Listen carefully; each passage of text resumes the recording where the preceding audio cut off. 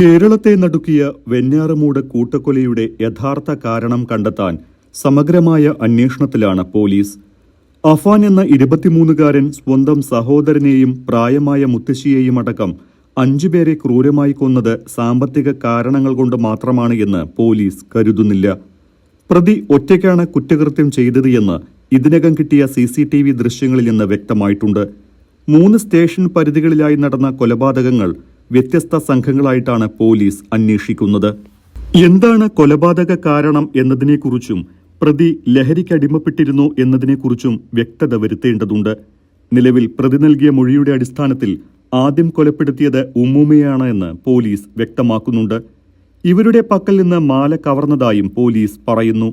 എന്നാൽ മൊഴിയിൽ വൈരുദ്ധ്യങ്ങളുണ്ട് എന്നും പൂർണ്ണമായും ഇത് വിശ്വസിക്കാനാകുന്നില്ല എന്നും പോലീസ് വ്യക്തമാക്കിയിട്ടുണ്ട്. പെൺസുഹൃത്തിന്റെ മുഖം അടിച്ചു തകർത്ത് തിരിച്ചറിയാനാകാത്ത വിധം വികൃതമാക്കി കളഞ്ഞിരുന്നു പ്രതി.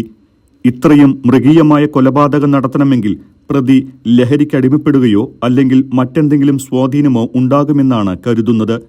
പ്രതിയുടെ ഓൺലൈൻ ബന്ധങ്ങൾ കേന്ദ്രീകരിച്ചും പോലീസ് അന്വേഷണം നടത്തുന്നുണ്ട്.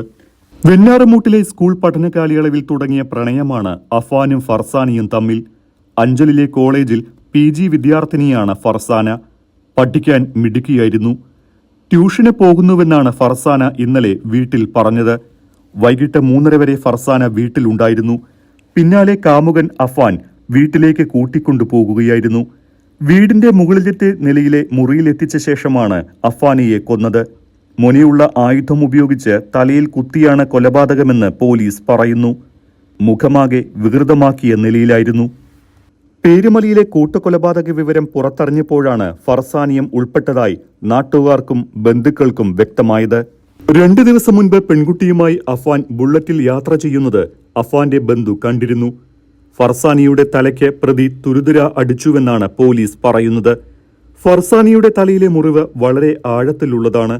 നെറ്റിയുടെ 2 വശത്തും നടുക്കും ചുറ്റിക കൊണ്ട് ആഴത്തിലടിച്ച പാടുണ്ട്.